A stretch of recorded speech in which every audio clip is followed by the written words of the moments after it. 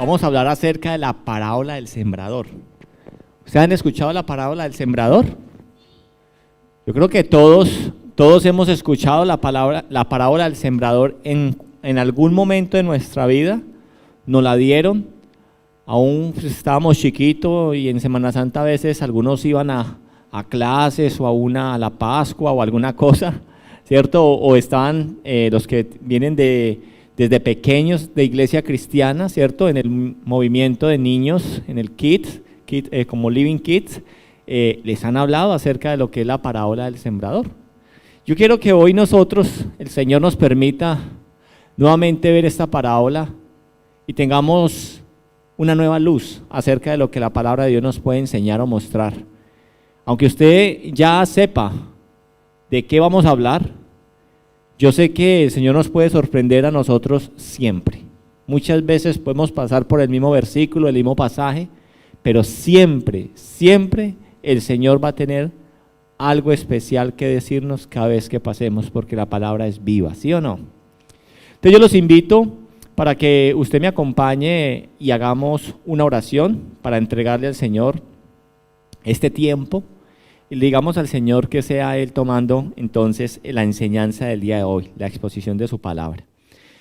Incline su rostro y ore conmigo, digámosle: Señor Dios, yo te quiero pedir que seas tú hoy permitiendo que tu palabra sea para nuestra vida viva y eficaz. Que sea una palabra que entre y transforme nuestro ser. Que hoy, Señor, nuestro corazón esté preparado para lo que tú nos tienes que hablar, Señor. No queremos salir de este lugar igual. Queremos que, como tu palabra misma dice, Señor, que así como la lluvia cuando sale y riega la tierra, no vuelve a ti vacía, Señor. Así es tu palabra, no vuelve a ti vacía, Señor. Yo te quiero pedir de que seas tú hoy, mi buen Dios, permitiendo a través de tu poderoso Espíritu Santo de Dios, permitiendo que tu palabra sea cambiando, transformando, renovando, que tu palabra hable lo que tenga que hablar, transforme lo que tenga que transformar y nos haga unas nuevas personas siempre. Que cada vez que nos exponemos a tu palabra, Señor, el carácter de Cristo sea formado en nosotros. Y con respecto a la predicación de hoy, lo que corresponde a mí como pastor o predicador, Señor, yo te pido que tú, Señor, me ayudes solamente a ser la voz, mi buen Dios, de lo que tú quieres hablar, de lo que tú quieres clamar, de lo que tú quieres enseñar, de lo que tú quieres redarguir. Quédate con nosotros. Habla en el nombre poderoso de Cristo Jesús. Amén. Amén. Vamos entonces, yo los invito a que vayamos a la palabra de Dios. Vamos a estar en Marcos 4.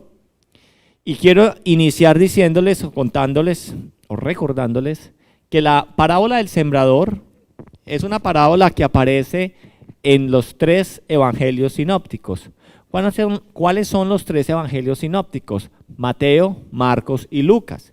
Entonces, para usted que está tomando nota, como Angelita tan juiciosamente, esta parábola del sembrador aparece en Marcos 4, aparece en Mateo 13, pero también aparece en Lucas 8, ¿cierto? Ahí está entonces esta parábola. Y habla exactamente, nos quiere dar la misma enseñanza. ¿Sí? Entonces yo los invito a que leamos a partir del versículo 1, ¿sí? De Marcos. Vamos a leerle, vamos a estudiarla, ¿cierto? Desde el libro de Marcos. Y vamos a prepararnos para lo que el Señor entonces tiene para nosotros hoy. Marcos 1, ¿cierto? Ahí está. Ajá. Vamos a leer entonces desde el versículo 1, vamos a leerlo, ¿sí? Vamos a leer y dice, vamos a leerlo aproximadamente hasta el versículo 8. Y dice: de nuevo comenzó Jesús a enseñar a la orilla del lago. ¿Vamos en la misma versión? Esta yo creo que es nueva versión internacional, pero bueno, vámonos, voy a leerla al frente entonces. Otra vez comenzó Jesús a enseñar junto al mar, y se reunió alrededor de él mucha gente, tanto que entrando en una barca se sentó en ella en el mar, y toda la gente estaba, ¿qué? Estaba junto al mar, en tierra junto al mar. y les enseñaba por parábolas muchas cosas y les decía en su doctrina: oíd, he aquí el sembrador salió a sembrar. El sembrador y al sembrar aconteció que una parte cayó junto al camino y vinieron las aves del cielo y las comieron. Otra parte cayó en pedregales, donde no tenía mucha tierra y brotó pronto, porque no tenía profundidad de tierra. Pero salido el sol se quemó y porque no tenía raíz se secó. Otra parte cayó entre espinos y los espinos crecieron y la ahogaron y no dio fruto. Pero otra parte cayó en buena tierra y dio fruto, pues brotó y creció y produjo a 30, a 70 y a 100 por uno. Entonces, esta es la parábola del sembrador, que si nosotros somos conscientes, versículos más abajo, Jesús va a explicar qué dice la parábola a partir de el versículo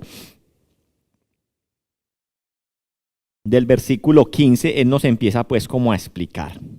Entonces, Marcos, aquí el evangelista Marcos introduce esta sección acerca de la enseñanza de Jesús en un momento en que el ministerio de Jesús tenía una popularidad creciente. El ministerio de Jesús estaba cada vez llamando la atención de muchas más personas. Ya no era solamente una multitud. ¿Qué nos dicen los primeros versículos? Se dice que se juntó ante Jesús que una gran multitud de gente. Dice el versículo, no me acuerdo, 2 si no estoy mal, y que, perdón, 1, y que lo que nos decía, tanto que Jesús tuvo que montarse en una barca. ¿Dónde está sucediendo entonces esto que estamos nosotros leyendo? Esto está sucediendo junto al mar de la Galilea, ¿sí? Un lugar habitual en donde el Señor Jesús hizo ministerio y donde hizo grandes milagros, hizo grandes enseñanzas. Entonces Jesús está allí, como dice el versículo 1, de nuevo comenzó Jesús a enseñar. Jesús entonces se caracterizó por tener un ministerio de milagros, de liberaciones y de enseñanza. Y aquí lo que nosotros estamos viendo en Marcos 4 es cómo va a empezar los evangelios a hablarnos acerca de ese Jesús maestro enseñando. Si usted lo aborda desde Mateo 13, ¿cierto? Ahí vemos grandes enseñanzas de Jesús con respecto al reino de los cielos. Hay varias parábolas. En Lucas también nos está hablando a nosotros, en Lucas 8 también parábolas concernientes a lo que es el reino de los cielos. Comencemos entonces un poco por definir qué es una parábola. ¿Sí? ¿Qué es una parábola? La parábola entonces proviene de un término griego llamado, ¿cierto? Que significa colocar al lado de. Eso es lo que significa una parábola, colocar al lado de. ¿Con qué propósito? Con el propósito de hacer una comparación o de presentar una ilustración. Entonces, tal como Jesús lo está haciendo aquí, básicamente consistía en una historia humana o en una historia típica que cualquier persona la podía entender de lo que él estaba hablando, pero a veces la enseñanza en sí tenía una gran profundidad, ¿sí? Entonces, esa historia humana ilustraba o traía una lección espiritual. Eso es lo que entonces traía la parábola. Podemos encontrar casos del uso de parábolas no solamente en el Nuevo Testamento. Yo les pregunto, ¿ustedes conocen parábolas? Y ustedes me dicen, sí. Yo les digo, dígame nombres de parábolas. Yo sé que es muy fácil nosotros decir nombres de parábolas de los evangelios, ¿cierto? De los Nuevo Testamento, de lo que se está hablando. Pero también en el Antiguo Testamento hay parábolas, ¿sí? Y yo solamente por traer un ejemplo, podemos traer el ejemplo del Antiguo Testamento. Copia ahí si usted quiere estudiar más acerca de eso. Está en 2 de Samuel 12, del 1 al 7. Y allí es la historia de la corderita que Natán le contó a David cuando David se había se deshizo de Urías, el esposo de ¿quién? De Betsabé. ¿Se acuerdan de esa historia? Que David creyó que todo había quedado encubierto. David se había quedado en casa por una ventana, entonces observó a la mujer de Urías bañándose, le llamó la atención al ojo, la mandó a llamar, se acostó con ella, quedó en embarazo, ¿cierto? Llaman a su esposo, mejor dicho, y el esposo no está con ella y a lo último lo manda a matar. Entonces ahí cuando viene Natán a confrontar al profeta, a David, entonces Natán le trae una historia, ¿cierto? De un rico y un pobre, ¿cierto? Uno que tenían unas corderitas, una tenía mucho y el otro tenía poco, y que el rico cogió la corderita del pobre y la mató, ¿sí? Para atender a unas personas que estaba de paso. ¿Y qué hace David? Se enciende en ira y dice, merezca ¿qué? La muerte. Y dice, pues bueno, esa persona eres tú. ¿Sí? Entonces, esa es una parábola también contada que está en el Antiguo Testamento. Además, entonces, hablando un poco más de las parábolas tienen una tarea bien importante. Las parábolas llaman a involucrar al oyente. La parábola obliga a pensar por sí mismo y a posicionarse frente a lo que está escuchando. Y yo sé que, como ahorita lo que estamos viendo, ¿qué parábola estamos escuchando? La del sembrador, ¿cierto?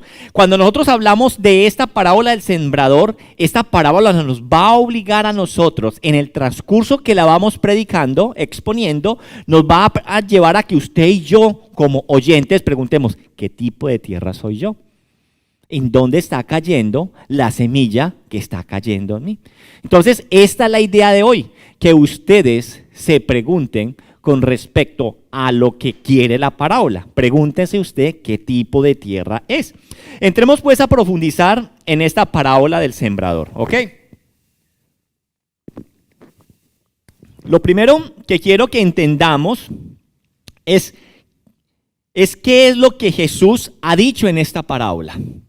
Lo primero que podemos decir es que esta parábola, si usted se va al versículo 13, esta parábola arroja una luz sobre todas las demás parábolas.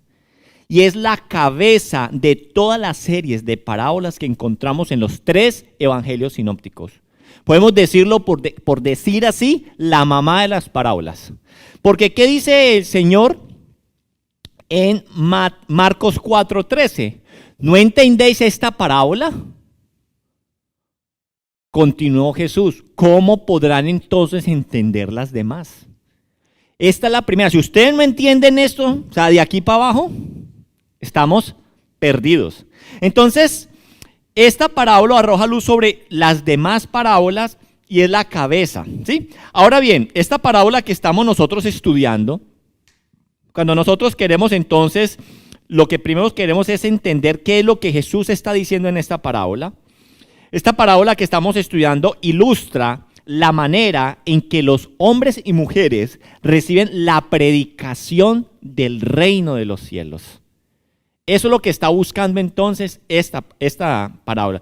Y explica la necesidad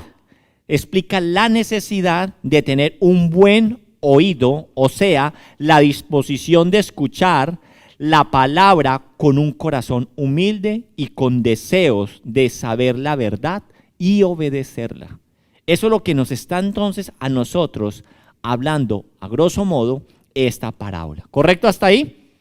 Bien. Ahora bien, lo que nosotros entonces tenemos, como para hacerle nuevamente un bosquejo a lo que nosotros leímos, nosotros vemos aquí prácticamente 2 cosas importantes. Primero vemos una semilla y luego vemos 4 tipos de suelo, ¿cierto?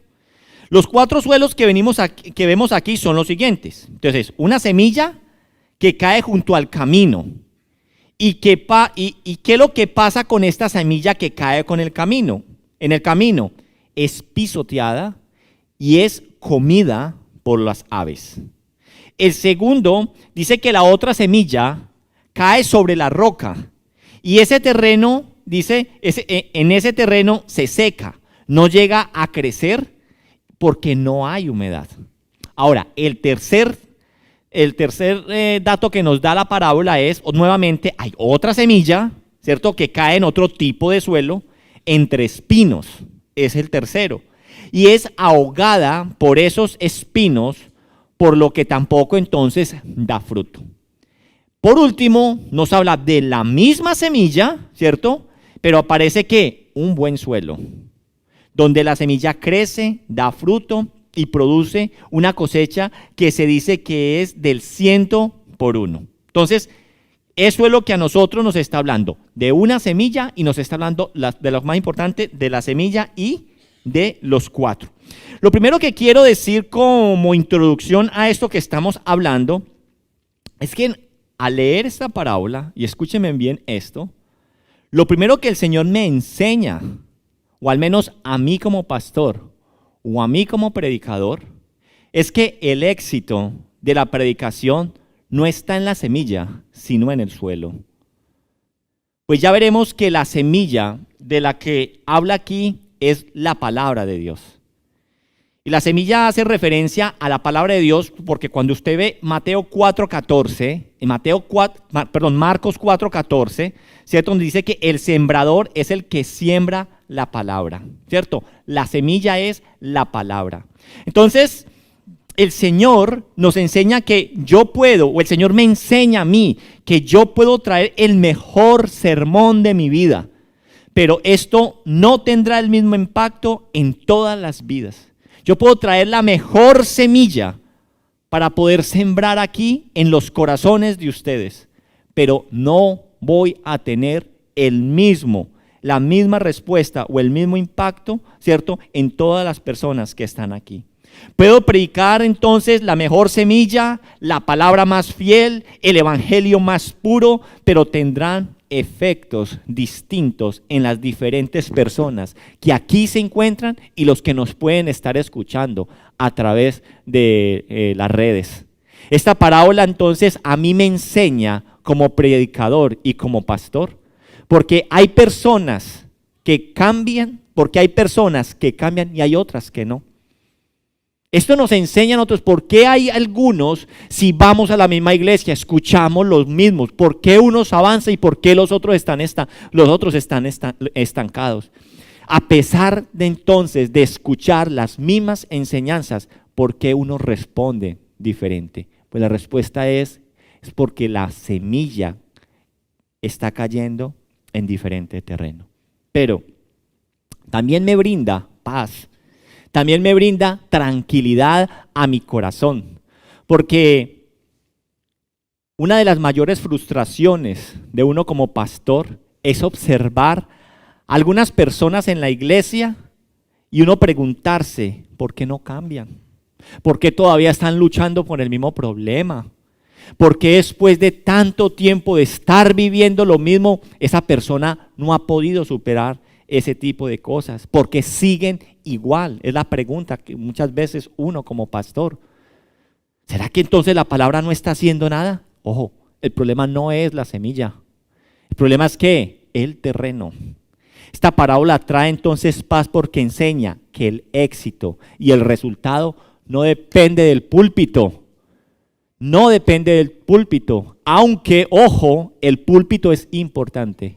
Es muy importante, porque la semilla debe ser buena y el mensaje debe ser fiel. Y si algo hoy estamos viviendo en nuestra sociedad, son púlpitos que están sembrando ¿qué? Mala semilla, ¿sí? Mala semilla. Pero la pregunta es, cuando se siembra buena semilla, fiel a la palabra de Dios, una iglesia que es bibliocéntrica, ¿por qué hay personas que no avanzan? Entonces, la semilla debe ser buena y el mensaje debe ser fiel.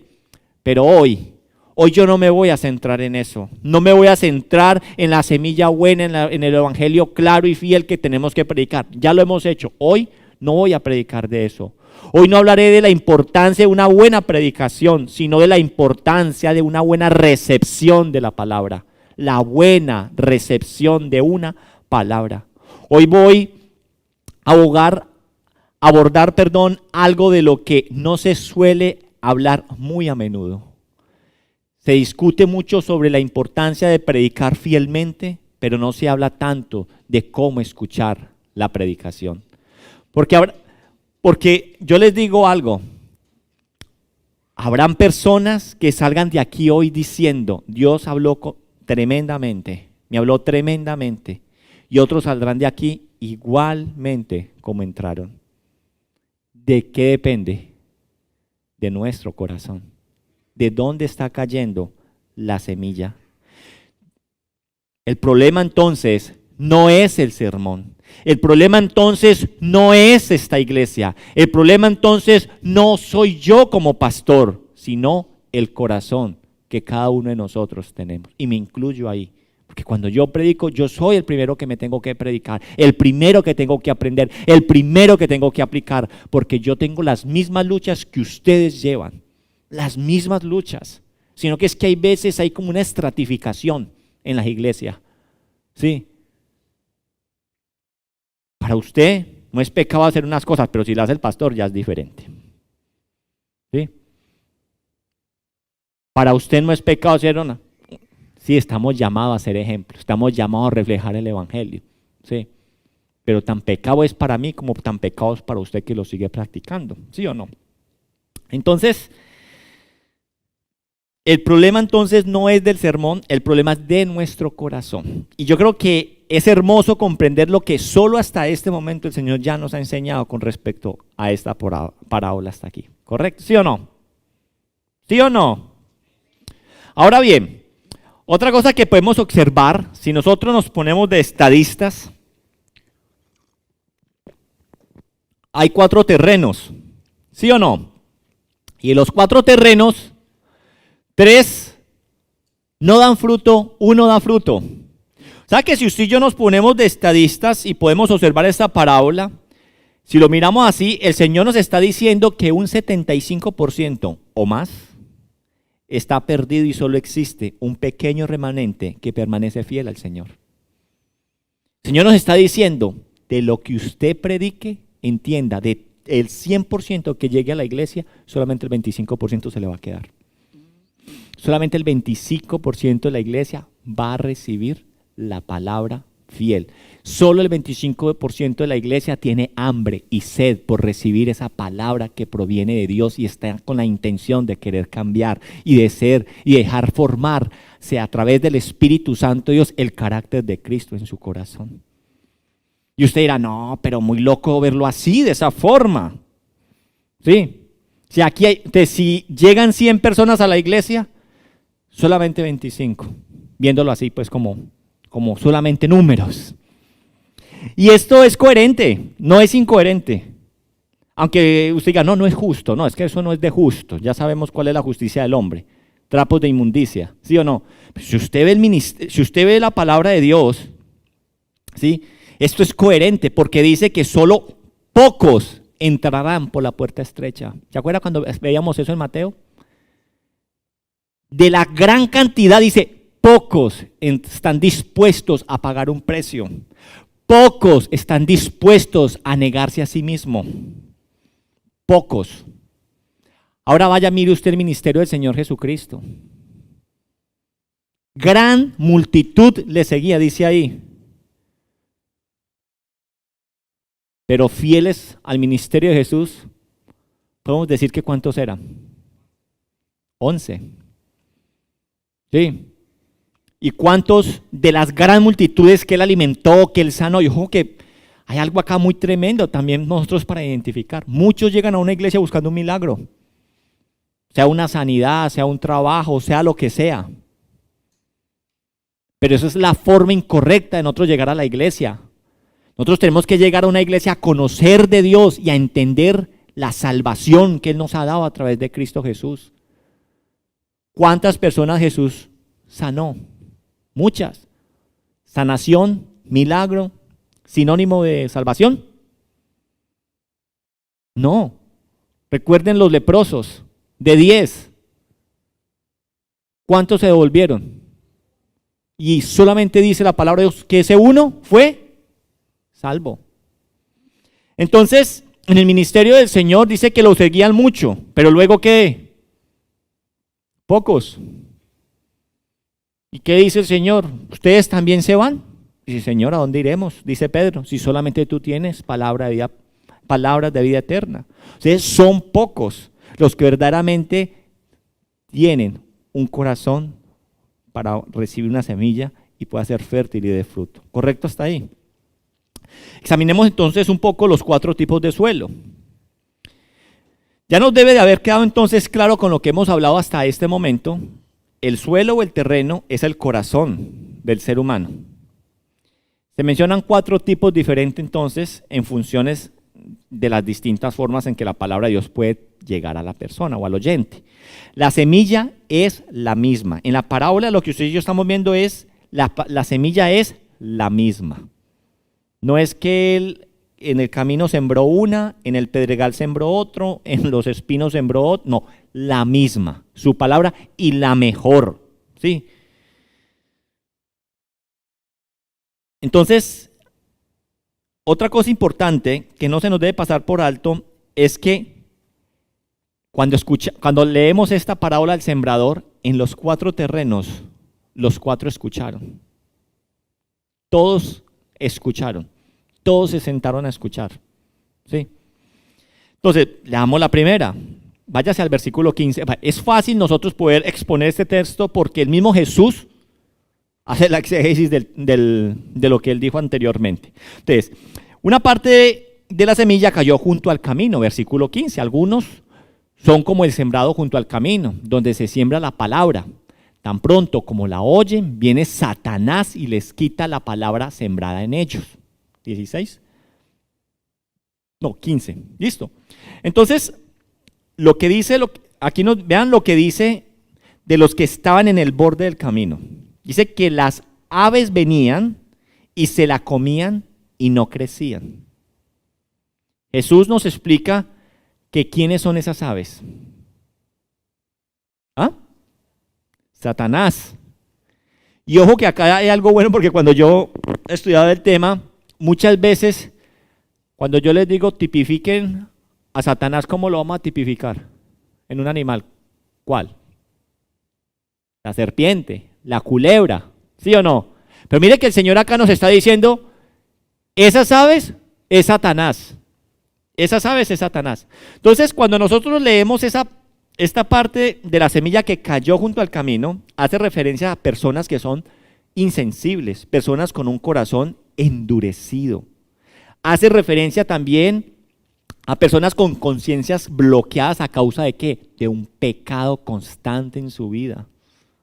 Gente que cree que no necesita nada.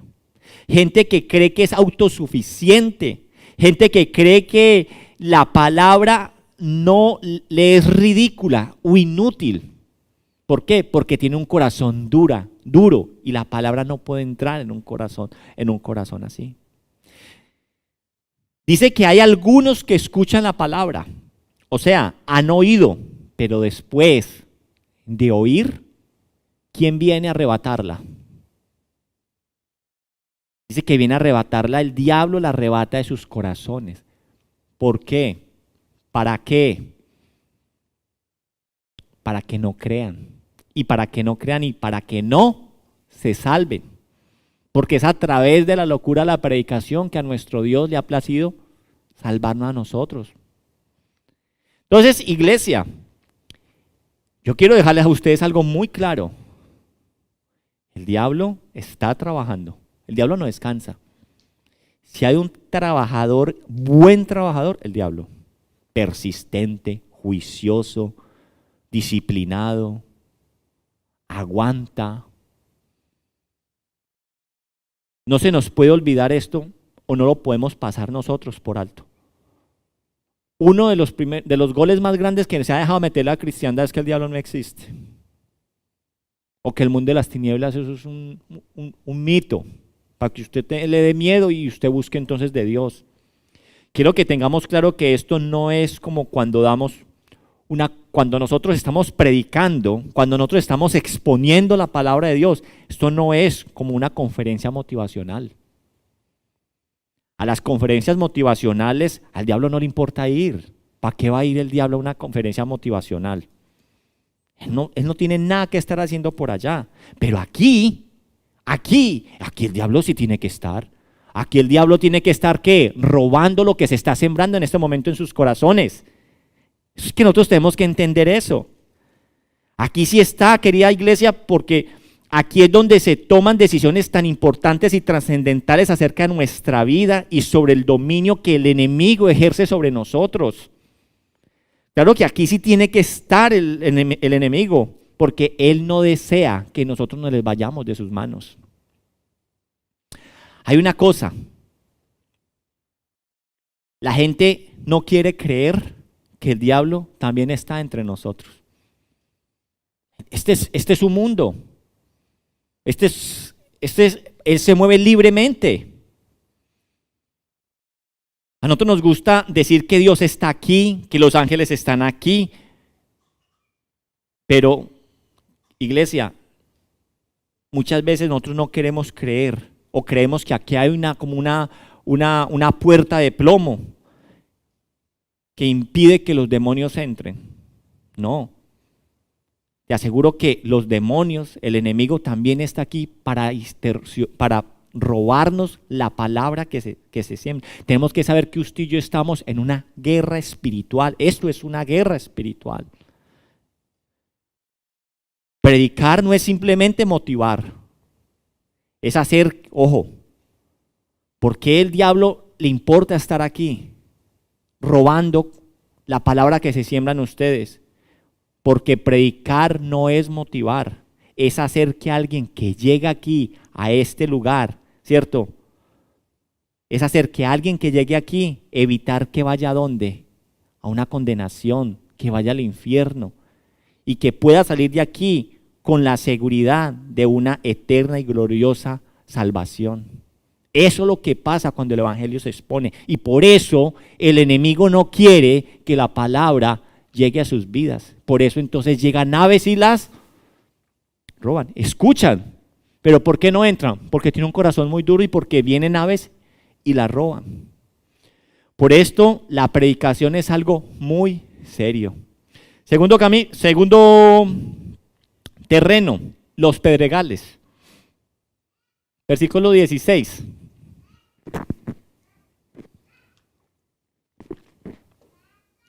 En versículo 16 dice la palabra de Dios, otros son como lo sembrado en terreno pedregoso. Cuando oyen la palabra, de inmediato la reciben con alegría. Siguiente, 17. Pero como no tienen raíz, duran poco tiempo. Cuando surgen problemas o persecuciones a causa de la palabra, enseguida se apartan de ella. Entonces, quiere decir más bien que es una tierra poco profunda, extendida sobre la roca donde no hay una humedad ni los nutrientes suficientes para poder crecer la semilla. Dice que empezó a germinar, pero no pudo echar muchas raíces porque cuando sale el sol quemó la pequeña planta. Nos dice a nosotros la palabra de Dios. Y esto es una ilustración de personas que reciben superficialmente la palabra de Dios. Superficialmente la palabra de Dios. Es una persona que recibe la palabra de Dios donde en sus emociones, en sus sentimientos, pero no tiene convicciones claras, ni profundas, ni sinceras con respecto a lo que está recibiendo. Por eso, al hallarse frente a la oposición, ante la persecución, ¿vuelven dónde? Vuelven al mundo, dice la palabra de Dios. Son personas que uno ve salir de un lugar de estos, de una iglesia, que diciendo, qué predicación tan tremenda la de hoy. La primera vez que vengo a esta iglesia y me encantó. Sí, pero ¿qué pasa? Como no tienen raíces profundas, creen solamente un tiempo. Viene la adversidad y se quema. Dígame, ¿usted no ha conocido este tipo de personas? Es más, seamos nosotros conscientes. ¿Cuántas personas han venido a este lugar y cuando se presentan, ¿cierto? Dicen, maravilloso, qué palabra. Mejor dicho, aquí me van a ver cada 8 días. ¿Ustedes lo han vuelto a ver? Yo me acuerdo una vez una persona que vino y ofreció hasta su casa para un grupo de oración. Ese mismo día dijo, mi casa está a la orden. nunca más lo volvemos a ver acá. ¿Sí ve? Entonces es una palabra sembrada en que en la motivación, con unas motivaciones incorrectas, solamente en las emociones. Entonces, dígame, personas que pasan a veces en la iglesia pueden estar un mes, pueden estar 6 meses, pueden estar un año. Y luego dices, ve, Julanito se carnavaleó. Ve, Julanito no volvió, se apartó. Estaba tan emocionado, lo veíamos tan alegre, lo veíamos tan animado, como integrándose. Parecía que le gustaba hasta la iglesia. Parecía que estaba hasta comprometiéndose con la iglesia. Pero ve, se desapareció de un momento a otro. Yo sé que todos conocemos a alguien que se ha carnavaleado. A alguien que estuvo y que ya no está. Todos lo conocemos. Todos lo conocemos. Sí.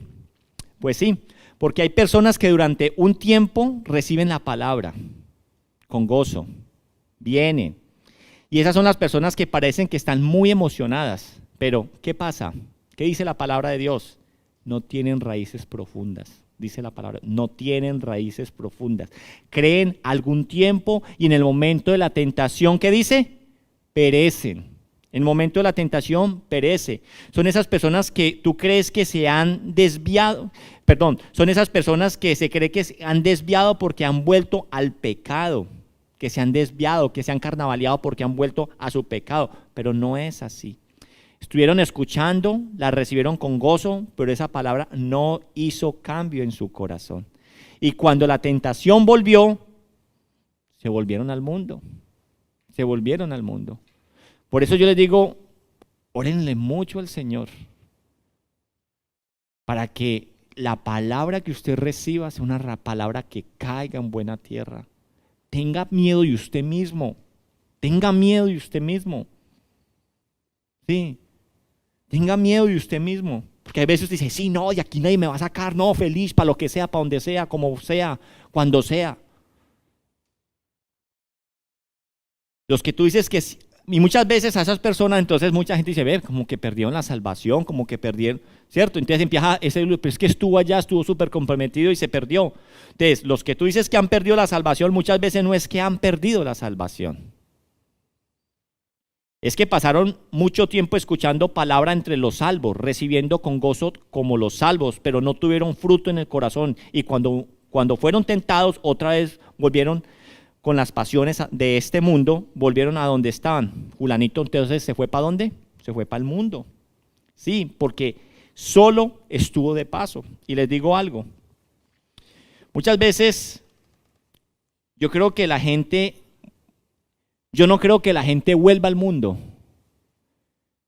Creo que la gente más bien se viene de vacaciones a la iglesia. Y luego cuando se carnavalean regresan a casa. O sea, esto acá es un paso muchas veces. Esta no es la morada, esta no es la casa. Entonces muchas veces se devolvió al mundo. No, vinieron a la iglesia de paseo. Así que, querida iglesia, esos son los pedregales. Los que no han recibido la raíz, no han tenido raíz profunda. Y que no creen bien porque son tentados y nuevamente entonces vuelven atrás. Tercero, en el tercer caso nos habla a nosotros en el versículo 18, dice, otros son como los sembrados entre espinos, oyen la palabra, pero las preocupaciones de esta vida, el engaño de las riquezas y muchos otros malos deseos entran hasta ahogar la palabra, de modo que ésta no llega a dar fruto. Entonces, en el tercer caso que estamos hablando acá, dice que cae entre espinos. Y aunque la germinación fue perfecta, nos dice, ¿cierto? Que empieza perfecta y el crecimiento bueno, dice que los espinos la oprimieron de tal forma que no llevó fruto. O sea, sí germinó, pero no llevó fruto. Cuando la semilla se sembró, cuando usted va en su paralelo en Lucas 8:7, nos dice que la semilla nació juntamente con ella. La semilla, ¿cierto? nació juntamente con la de espinos, sino que la de los espinos la terminaron ¿qué? Ahogando. Cuando la semilla se sembró, el terreno parecía estar ¿qué? Limpio, pero allí estaba la semilla de los espinos. Es una ilustración de las muchas cosas que tratan de desplazar a Cristo del lugar supremo donde debe estar en nuestras vidas y que terminan ahogando su palabra. Ahí lo que hay que mirar entonces son las prioridades de nuestras vidas. Muchas veces le dicen a uno, ay pastor, es que no puedo estar en la iglesia porque trabajo tanto, ¿sí? Y algo que era una bendición se convierte en una excusa para verdaderamente uno terminar buscando el Señor. Los intereses entonces y las preocupaciones de este mundo, las ansiedades, los nervios, las tensiones de esta vida llevan a que la persona se aparte del camino.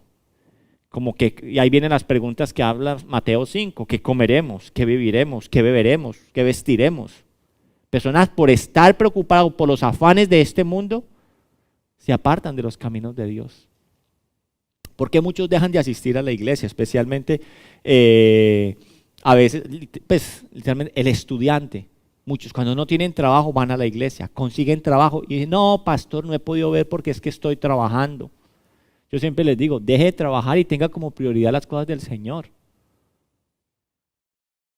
Y la gente podrá decir, no, es que a usted le queda muy fácil porque pues como usted ya no es estudiante, pues yo les quiero decir que yo también fui estudiante y llegué con las mismas condiciones con las que muchos están en este país. Y aquí está Marta Gálvez que no me deja mentir, nunca se dejó de dar un sermón en esta iglesia porque Mauricio se fue a trabajar. Yo le dije no siempre a los trabajos y yo les digo algo, sábados, pero ¿qué dije? Los sábados. Nunca faltó un sermón en esta iglesia. Nunca llegaron ahí a la puerta a decir, ve y no hay hoy servicio. No, el pastor le tocó ir a limpiar un colegio. Nunca. Yo siempre le dije no a ese tipo de trabajos. Porque para mí los sábados en la tarde eran sagrados. Y saben que a mí nunca me faltó nada. Nunca me faltó nada. Porque bien lo dice Mateo 5. Coloquemos primeramente nuestros ojos en las cosas de Dios y todo el resto va a venir por añadidura. No deje que los afanes de este mundo a usted lo terminen presionando para usted alejarse de los caminos de Dios. Las riquezas dicen que es otra forma por la cual se terminan yendo personas interesadas por enriquecerse, buscando entretenimiento y placeres. Dejamos de congregarnos, dejamos de recibir verdaderamente lo que es importante. ¿Por qué? Porque tenemos un paseo, porque tenemos un proyecto, porque necesito plata, porque me quiero comprar un carro, porque quiero esto y lo otro. Yo también tuve todo eso y lo puedo decir. Nunca dejé de estar en la reunión de los sábados por irme a recoger más plata para poder entonces poder comprar un carro, poder comprar una moto, poder hacer una cosa, poder viajar, poder ir al país de donde vengo. Nunca cambiemos lo de este mundo por las cosas de Dios. Nunca. Usted puede decir, pues que a usted le queda muy fácil porque usted no tiene necesidad. Todos hemos tenido esas necesidades. Todos. Sí, todos. Yo admiro los de la banda, muchos los de la banda. Sí, nunca faltan al ensayo. Camilo trabaja por cuenta propia y él hace trasteos. Y si usted se tiene que trastear aquí en Australia, muchas veces el mejor momento para uno trastearse, ¿cuándo son? Los sábados de la tarde. ¿Sí o no? Nunca Camilo ha venido a decir, no puedo estar porque tengo que ir a hacer un trasteo. Jamás. Prioridades. Pueden dejar de entrar 100, 200, 300 dólares, pero el Señor le tiene un guardado a uno para el lunes o para el martes o para el miércoles, porque ese es nuestro Dios. Eso, Camilo, dígame.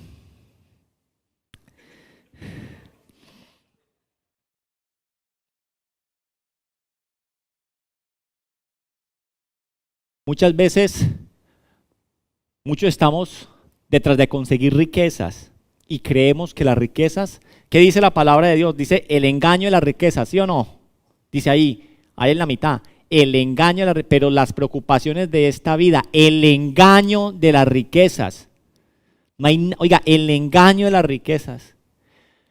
Yo sé que muchos de aquí pensarían, no, es que donde yo tuviera más plata, yo viviría más tranquilito, más sueltico, menos preocupación, más tiempito para el Señor, no tanto trabajo. La plata, el dinero, viene con contras, ¿cierto?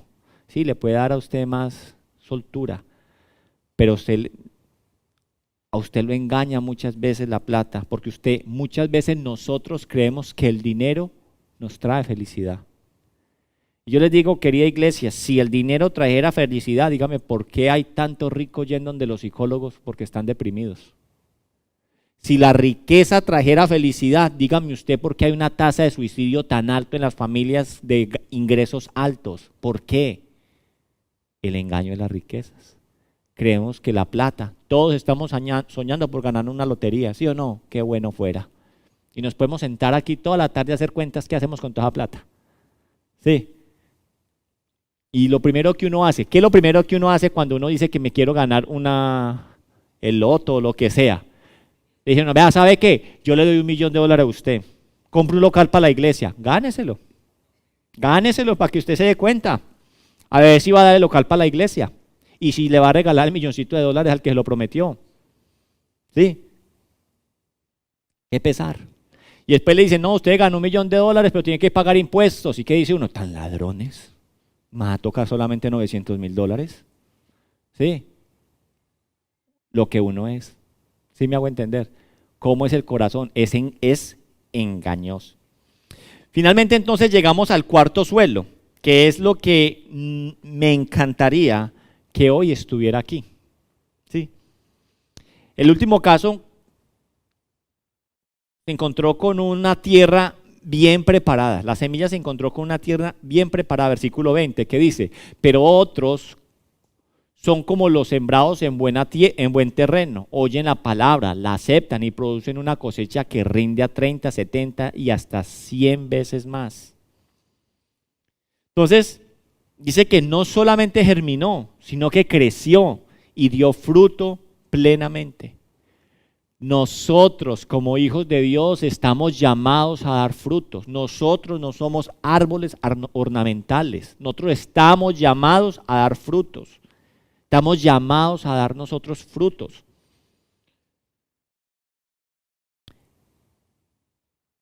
Entonces, dio fruto plenamente, bien que con sus diferencias, y hay diferentes rendimientos, nos dice ahí al final. Se trata entonces de personas que escuchan la palabra con un corazón ¿cómo? Con un corazón deseoso de conocer, con un corazón deseoso de hacer la voluntad de Dios. Y en estas circunstancias, dice la palabra de Dios, sí, fruto. Cuando la queremos obedecer, cuando la queremos conocer, cuando tenemos hambre, cuando tenemos sed, ahí, ¿sí o no? Entonces dice, la semilla en tierra buena son los que han oído la palabra en un corazón recto y bueno. ¿Y qué hacen y qué hace con esta palabra? Dice, pero otros son como los en buen terreno, oyen la palabra, dice, la aceptan. En Lucas dice, la retienen. La retienen. Y esto es muy importante, retener la palabra. Porque hay muchos de ustedes aquí hoy que escuchan este sermón y en media hora usted ya se olvida qué fue lo que aquí me predicó. Si yo les pregunto a ustedes qué fue lo que predicamos hace 8 días.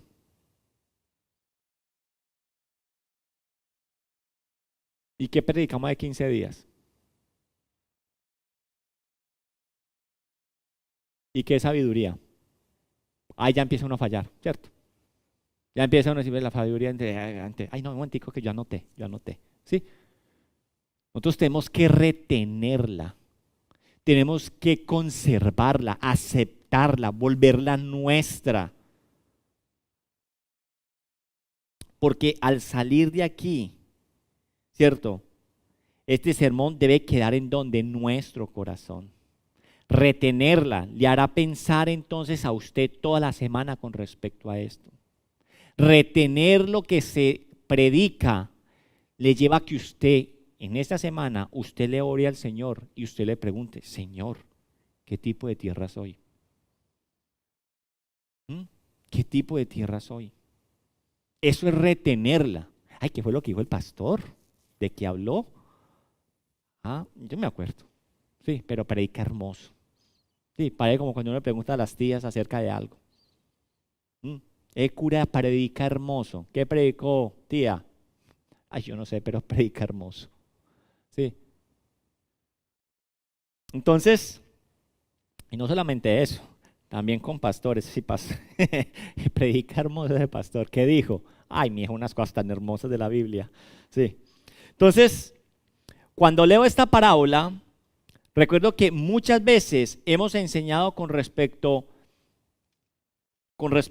a 3 enemigos. ¿Cuáles son los 3 enemigos del hombre o del cristiano?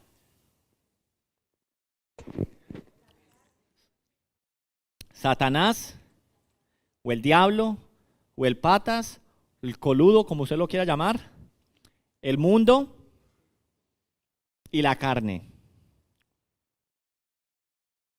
¿Sí?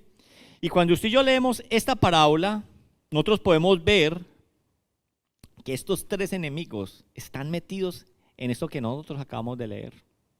Los enemigos de la palabra de Dios, los enemigos de lo que acabamos de leer, ¿qué dice el versículo 15? Es el enemigo, dice que la parábola nos muestra que Satanás se esfuerza por impedir que la palabra se arraigue en nuestros corazones. Lo vimos en el primer terreno.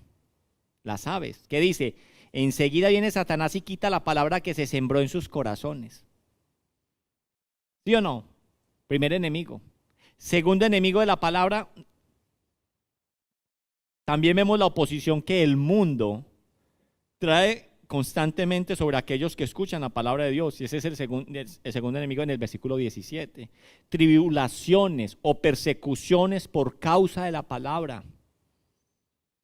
Y ahí cuando hablamos de este tipo de terreno y este tipo de palabra que está sembrada ahí, es por ejemplo la persecución que hacen, por ejemplo, nuestra misma familia. Usted tan viejo y se dejó cambiar de religión. Usted tan viejo y creyendo en tanta pendejada. Usted tan viejo y dándole la plata suya a ese pastor de allá. Usted tan viejo y, ¿cierto? Entonces uno, pues, ¿qué es lo que termina? Una persona sin raíces, ¿qué termina pensando? Pues si yo tan pendejo, ¿no? Y deja de congregarse. ¿Sí? Ese es el mundo. Entonces, y por último, dice que la propia naturaleza caída del hombre obra en su contra. Y este punto queda manifestado cuando dice en el versículo 19 que los afanes de este siglo y el engaño de las riquezas y las codicias del corazón. ¿Dónde viene eso? De nosotros. Entonces ahí están, ¿cierto? Esos 3 enemigos, el diablo, el mundo y mi carne. Y mi carne. Es decir, entonces que los enemigos de la palabra de Dios son nuestros enemigos. Los mismos enemigos que nosotros vemos que son enemigos del cristiano. ¿Sí?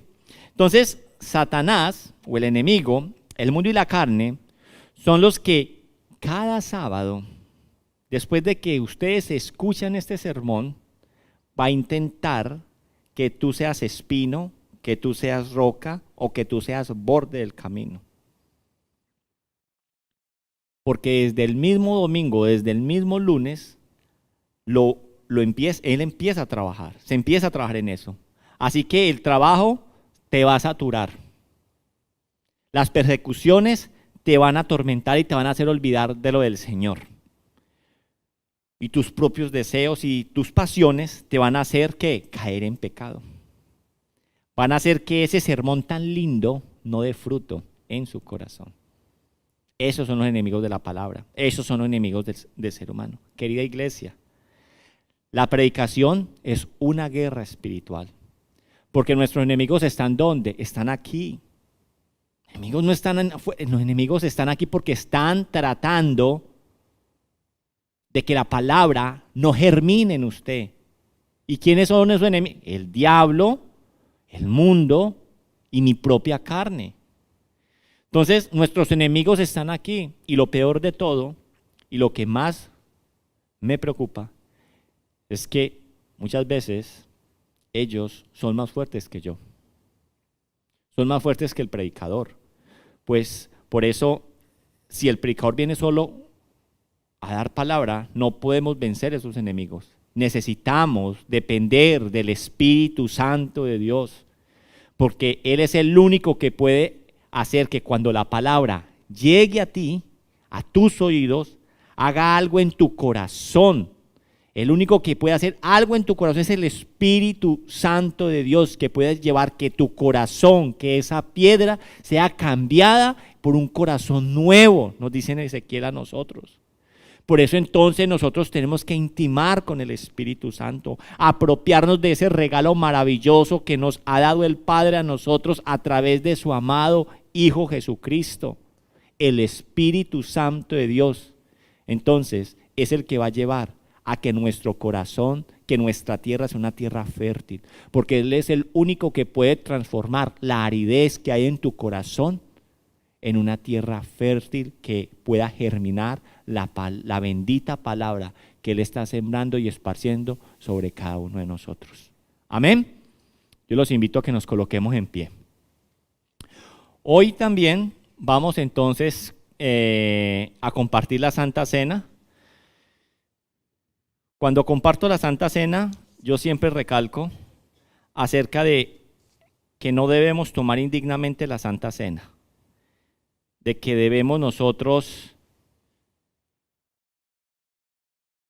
estar a paz con el Señor, no debemos de estar practicando el pecado deliberadamente, sino que verdaderamente nosotros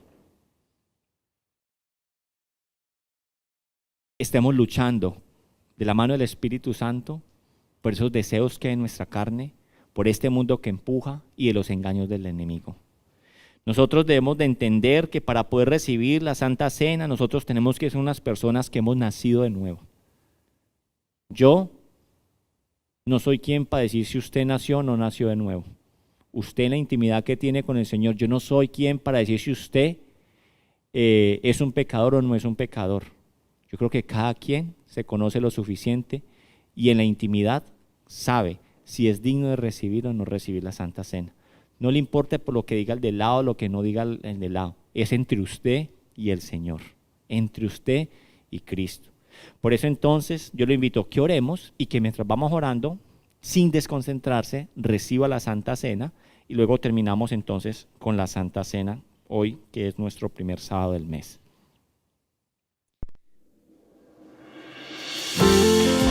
Entonces, oremos primero, vamos a orar por el tema y luego oramos por la Santa Cena. Mi buen Dios, yo te doy muchas gracias por la palabra que tú has sembrado hoy en esta iglesia, Señor. Gracias, Señor, yo te doy por la vida de cada uno de los que hoy están escuchando y por los que escucharán, Señor, a través aún de las redes sociales. Yo te pido, mi buen Dios, que primeramente tú permitas que por el poder de tu Santo Espíritu nuestro corazón sea renovado. Queremos, yo sé, Señor, que el querer en este pueblo es el de querer recibir con alegría tus palabras y que tu palabra germine y dé buen fruto en sus corazones. Pero lo que pasa es que tenemos unos enemigos muy potentes. Tenemos unos enemigos que nos debilitan, unos enemigos que nos hacen arrodillarnos ante el Dios de este mundo.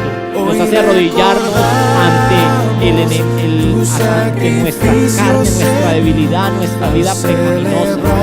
Ayúdanos a ser fortalecidos en nuestro hombre interior por el poder de Dios.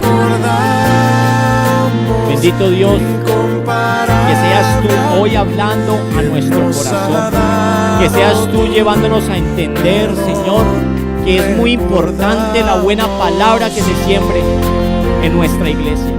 Cuida para que desde este púlpito siempre se exponga fielmente tus escrituras. Cuida, Señor, para que desde este púlpito, Señor, haya temor, Señor, por predicar fielmente lo que tú mandas, mi Dios. Y que no sea solamente predicar, sino vivir. A ser hombres y mujeres de testimonio, Que esta iglesia que escucha, Señor, la palabra, Señor, en este lugar donde tú los has traído, Señor, sean personas que reciban tu palabra con agrado, pero no en emociones, sino verdaderamente en alegría, sino verdaderamente en convicción de que tú eres Dios, que tú eres nuestro Padre.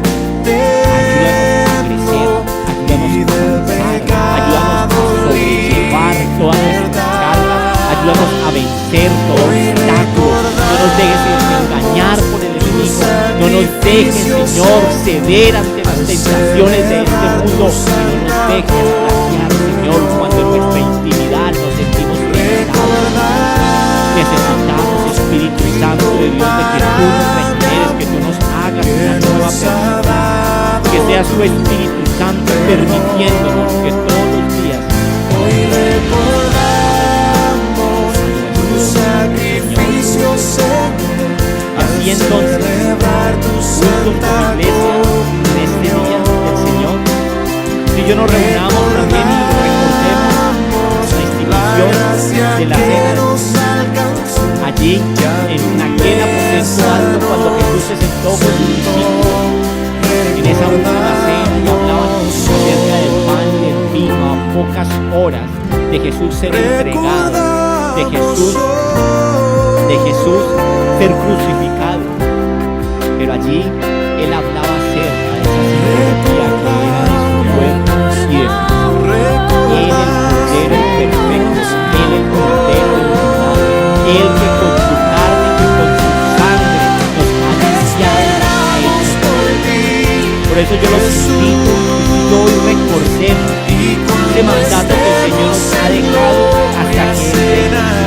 Porque el Señor dice, porque yo recibí del Señor lo que también os he enseñado. Que el Señor Jesús, la noche que fue entregado, tomó pan.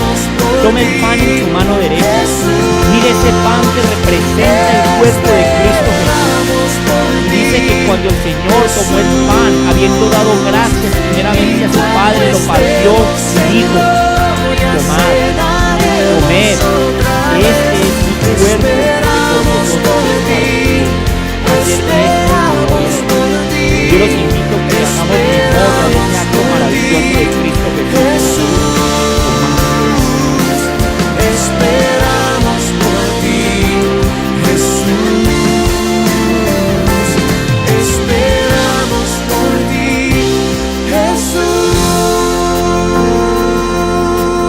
Asimismo, tomó también la copa, después de haber cenado, diciendo: esta copa es el nuevo pacto en mi sangre. Esta copa que trae este jugo, que trae que simboliza la sangre de Cristo. Su sangre fue el precio que Él pagó por nosotros. Yo los invito entonces que tomando esta copa, que es la señal del nuevo pacto en su sangre, la bebamos y recordemos que por su sangre nuestras culpas han sido borradas y hemos sido aceptados. Tomemos de la copa. Cristo, he venido a adorarte hoy y tu calvario a recordar, tu amor en la cruz y el misterio de tu muerte en mi lugar.